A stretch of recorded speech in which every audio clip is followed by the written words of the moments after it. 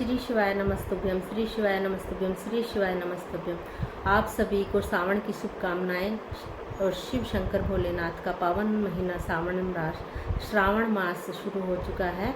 सभी शिव भक्त शिव की भक्ति में लीन हैं। शिव पूजा के साथ साथ अगर शिव पुराण भी पढ़ी जाए तो इसका फल बहुत ही शुभदायी होता है। तो शिव पुराण अवश्य पढ़नी चाहिए। आजकल की भाग दौड़ में शिव पुराण से कोई नहीं पढ़ पाता है, पर थोड़ा सा समय निकाल कर अगर हम शिव पुराण सुन लेते हैं, फ़ोन पे भी सुन लेते हैं, तो उसका भी फल बहुत मिलता है आज के युग में। तो अगर शिव पुराण घर पे पढ़ने का समय निकाल पाते हैं तो पूर्ण विधि से, नहीं तो बहुत ही सरल विधि से हम शिव पुराण घर पर भी पढ़ सकते हैं। अपनी पूजा के स्थान पे या बेलपत्री के नीचे बैठकर शिव पुराण सुनना बहुत ही शुभ फलदायी है। या फिर पूर्व दिशा में मुँह करके अपने पूजा स्थान में बैठें और हाथ में गंगा जल और पुष्प लेकर पुराण पढ़ने का संकल्प ले, अपना नाम गोत्र बोलकर अपनी मनोकामना मन में धारण करके तो शिव पुराण की कथा आरंभ करें।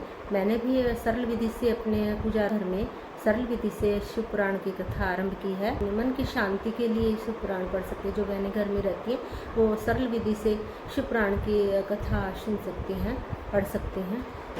शिव पुराण आरंभ करने से पहले गणेश जी की आराधना करें और फिर माँ सरस्वती की आराधना कर शिव पुराण को पढ़ना आरंभ करें।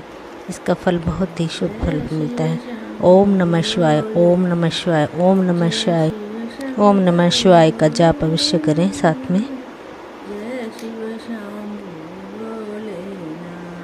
कार्य सिद्धू हेतु मृत्युंजय का 5 लाख जप करें।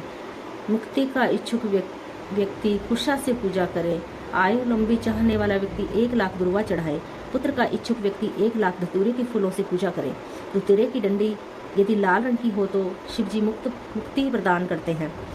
प्रताप के लिए आग के फूल चढ़ावें। कनेर के पुष्पों से रोग दूर होते हैं तथा वस्त्र एवं संपत्ति की कमी नहीं होती है। राई के पुष्प चढ़ाने से स्त्री की मृत्यु निश्चित है। चंपा और केतकी के फूलों को छोड़कर शिव जी पर सभी प्रकार के फूल चढ़ाए जाते हैं। चावलों को चढ़ाने से लक्ष्मी की वृद्धि होती है। 1 लाख पल तिल चढ़ाने से महापाप का नाश होता है। 1 लाख या 8 जो चावल चढ़ाने से स्वर्ग सुख की प्राप्ति होती है। जवर शांत के लिए जलधारा मंगल देता है। इससे रुद्र जाप, मृत्युंजय जाप, रुद्र सूक्ष्म आदि का जाप श्रेष्ठ होता है। गंगा जल से मुक्ति प्राप्त होती है। अगला अध्याय शिव पुराण। कैलाश और बैकुंठ आदि की उत्पत्ति कैसे हुई, ये शिव पुराण में कहा गया है। नारद से ब्रह्मा जी बोले, जब शिव जी अंतर्ध्यान हो गए तब मैंने हंस का और विष्णु जी ने वाराह का रूप धारण किया। हंस की ऊपर जाने की गति निश्चित होती है और निर्क्षीण विवेक के कारण तत्व ज्ञान को जानने से तथा तत्व का निर्माण करने से में समर्थ है। और वाराह की गति नीचे उतरने में निश्चित होती है। इसी रूप द्वारा विष्णु जी ने वाराह कल्प रचना चाहा था। इस दिन में वाराह कल्प कहलाया। शिव जी का ध्यान कर मैंने सृष्टि की रचना प्रारंभ की। प्रथम जल की उत्पत्ति की। उसमें अंजलि भर जल में 24 तत्वों का एक अंड बनाया। वह अंड गृहीत हो गया। उसके विराट हो जाने से मैंने भगवान विष्णु का ध्यान किया। उन्होंने अंड में प्रवेश कर इसे चेतन किया। इसके शस्त्र पैर, शस्त्र हाथ, शस्त्र नेत्र, शस्त्र सिर आदि प्रकट हो गए। इस विराट स्वरूप पुरुष ने सारे पृथ्वी को ढक लिया। फिर विष्णु कैलाश के ऊपर बैकुंठ को चले गए और सृष्टि रचना प्रारंभ कर दी। पहले पाप की सृष्टि की इसने अविद्या और तप की प्रधानता की। इससे सहस्त्रों की रचना की। इसके बाद शिव जी का ध्यान करके तुच्छे जीवों की रचना की। फिर सात्विक देवताओं की रचना की। शिव जी की आज्ञा से रजोगुण वाले मनुष्यों की रचना की। इस प्रकार 5 तरह की सृष्टि हो गई। फिर महत स्वर्ग, सूक्ष्म भौतिक स्वर्ग तथा वैकारिक स्वर्ग उत्पन्न किए। वैकारिक स्वर्ग से प्राकृतिक 8 प्रकार की सृष्टि हुई। जब इसमें विकृति हुई तो नवा कुमार स्वर्ग उत्पन्न किया। फिर उपयोगी दिवात्म स्वर्ग उत्पन्न किया, जिससे सनकादिकों का महान कुमार स्वर्ग उत्पन्न किया। ये मेरे मानस पुत्र कहलाए। सृष्टि की उत्पत्ति कैसे हुई, शिव पुराण में कहा गया है।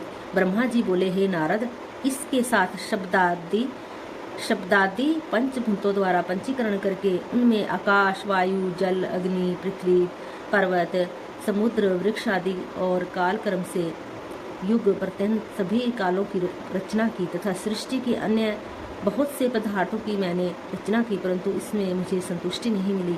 मैंने पार्वती से शिव जी का ध्यान कर अन्य सृष्टि के पदार्थों की रचना की। अपने नेत्रों से मरीच ऋषि को, हृदय से भृंग ऋषि को, सिर से अंगिरा ऋषि को, कान से पुलह ऋषि को, उदान से पुलसत्य ऋषि को, समान से विशिष्ट ऋषि को, अपान से ऋतुऋणी को, वर्णों से अत्रि ऋषि को, प्राण से दक्ष ऋषि को, गोदी से नारद को, छाया से कद्रम ऋषि को उत्पन्न किया। इसके बाद मैं 2 भागों में बट गया, एक भाग से पुरुष और दूसरे भाग से नारी बना। इससे शतरूपा नाम वाली योगिनी नारी और स्वयंभू मनु पुरुष बने। शतरूपा नारी को मनु ने ग्रहण कर मैथुनी सृष्टि विवाह द्वारा उत्पन्न की। उससे मनु के प्रियव्रत और उत्तानपाद 2 पुत्र और आकृति, देवहूति तथा प्रसूति नाम की 3 कन्याएं उत्पन्न हुई। आकृति और रुचि नामक मुनि को दिया तथा तथा देवहूति को कंधर्व प्रजापति को दिया। प्रसूति का विवाह दक्ष के साथ हुआ। इनकी संतानों में चराचर भक्त भर गया। रुचि और आकृति में युद्ध हुआ। रुचि और आकृति से यज्ञ हुआ। यज्ञ के 12 पुत्र हुए। देवहूति के कंधर्व द्वारा अनेकों संतान हुई। दक्ष प्रजापति की 24 कन्याओं ने जन्म लिया। ये कन्याएं कर्मश, भृगु, भव, मरीच, अंगिरा आदि ऋषियों को ब्याह दी गई। इनमें असंख्य संतानें उत्पन्न हुई। शिवजी ने त्रिशूल के अंग भाग से सती की रक्षा की, जिन्हें सर्वव्यापी विष्णु ने अपने प्रभाव से बनाया था। फिर वहीं लोक कल्याण हेतु दक्ष के यहाँ प्रकट हुई। सती की परा, अपरा और शिवा ये 3 रूप हैं। सती रूप में शंकर जी के साथ उनका विवाह हुआ। पिता के यज्ञ में सती ने अपना शरीर त्याग कर दूसरे जन्म में पार्वती के रूप में पैदा होकर शंकर जी को पुनः प्राप्त किया। उनके अन्य मुक्तिदायक नाम हैं कालिका, चंडिका, भद्रा, चामुंडा, जया, विजया, जयंती, भद्रकाली, दुर्गा, भगवती, कामाख्या, कामदा, अंड, मृडानी, सर्वमंगला आदि। इस प्रकार हे मुनि, मैंने तुम्हें सृष्टि की रचना का वर्णन किया जो शिव जी की आज्ञा से मैंने रची।